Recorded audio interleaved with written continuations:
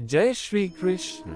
Second और पूर्व आवासों के आधार पर हम भविष्य के सुख दुख की कल्पना करते हैं। भविष्य के दुख का कारण दूर करने के लिए हम आज योजना बनाते, किंतु कल के संकट को आज निर्मूल करने से हमें लाभ मिलता है या हानि पहुंचती है, ये प्रश्न हम कभी नहीं करते। सत्य तो यह है कि संकट और उसका निवारण साथ जनते व्यक्ति के लिए भी और सृष्टि के लिए नहीं। आप अपने भूतकाल का स्मरण कीजिए, इतिहास को देखिए, आप तुरंत ही यह जान पाएंगे कि जब जब संकट आता है तब तब उसका निवारण करने वाली शक्ति भी जन्म लेती।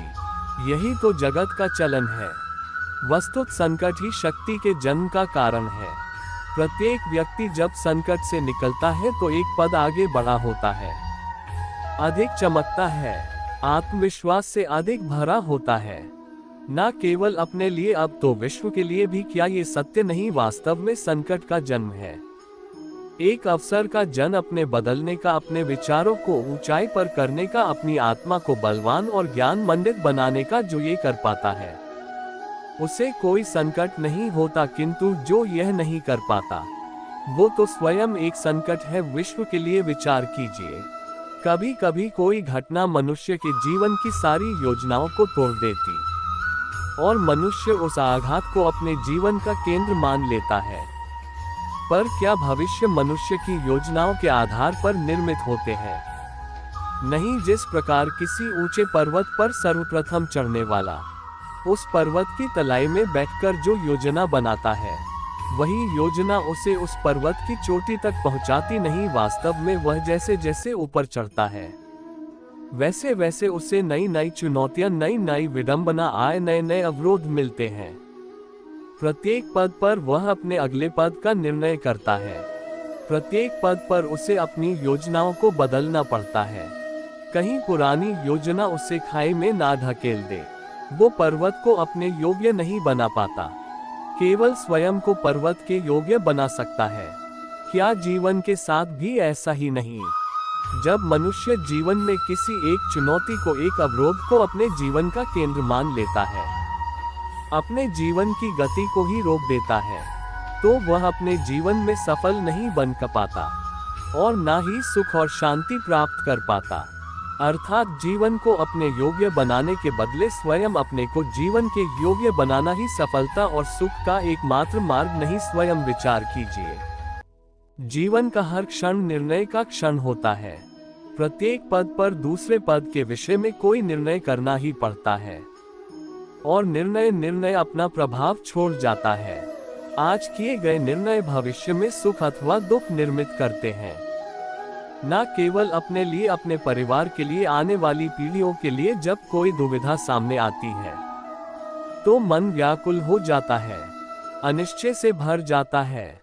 निर्णय का वह क्षण युद्ध बन जाता है और मन बन जाता है युद्ध भूमि। अधिकतर निर्णय हम दुविधा का उपाय करने के लिए नहीं, केवल मन को शांत करने के लिए लेते हैं। पर क्या कोई दौड़ते हुए भोजन कर सकता है? नहीं। तो क्या युद्ध से झूठ हुआ मन कोई योग्य निर्णय ले पाएगा? वास्तव में शांत मन से जब कोई निर्णय करता है तो अपने लिए सुखद भविष्य बनाता है।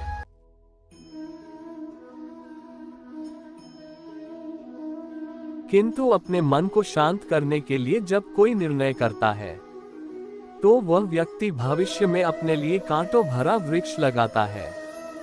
स्वयं विचार कीजिएगा, जीवन में आने वाले संघर्षों के लिए जब मनुष्य स्वयं को योग्य नहीं मानता, जब उसे अपने ही बल पर विश्वास नहीं रहता, तब वह सद्गुणों को त्याग कर दुर्गुणों को अपनाता है। वस्तुत मनुष्य के जीवन में दुर्जन का जन्म ही तब लेती है जब उसके अंतर में आत्मविश्वास नहीं होता। आत्मविश्वास ही अच्छाई को धारण करता है। यह आत्मविश्वास है।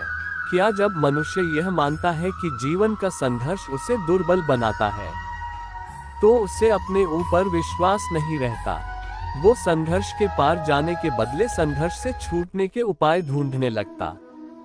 किंतु जब वह ये समझता है कि यह संघर्ष उसे अधिक शक्तिशाली बनाते, ठीक जैसे व्यायाम करने से देह की शक्ति बढ़ती है, तो प्रत्येक संघर्ष के साथ उसका उत्साह बढ़ता है।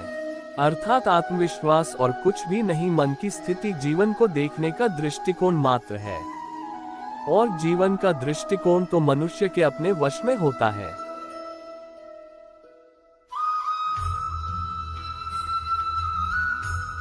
स्वयं विचार कीजिए। पिता सदा ही अपने संतान के सुख की कामना करते, उनके भविष्य की चिंता करते रहते। इसी कारण वश सदा ही अपने संतानों के भविष्य का मार्ग स्वयं निश्चित करने का प्रयत्न करते रहते। जिस मार्ग पर पिता स्वयं चला है, जिस मार्ग के कंकर पत्थर को स्वयं देखा है, मार्ग की छाया, मार्ग की धूप को स्वयं जाना है, उसी मार्ग पर उसका पुत्र भी चले, यही इच्छा रहती है।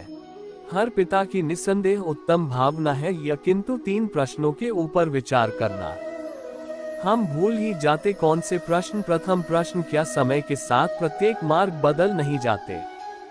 क्या समय सदा ही नई चुनौतियों को लेकर नहीं आता? तो फिर बीते हुए समय के अनुभव नई पीढ़ी को किस प्रकार लाभ दे सकते हैं?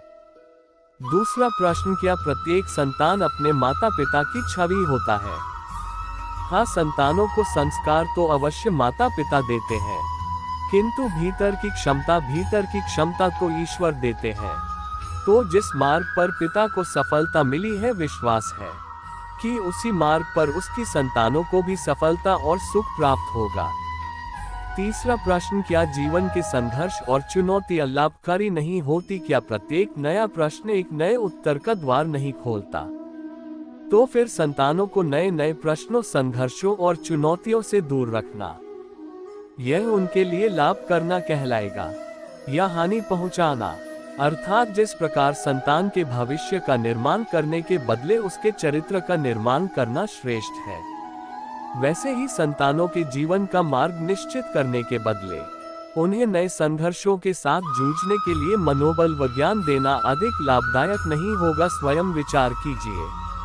हम आशा करते हैं कि आज की यह वीडियो आपको जरूर पसंद आई होगी। अगर आपको वीडियो पसंद आए हो तो वीडियो को लाइक करें और ऐसे ही जीवन बदलाव लाने वाली वीडियो के लिए हमारे चैनल को सब्सक्राइब करना ना भूलें। वीडियो को शेयर जरूर करें।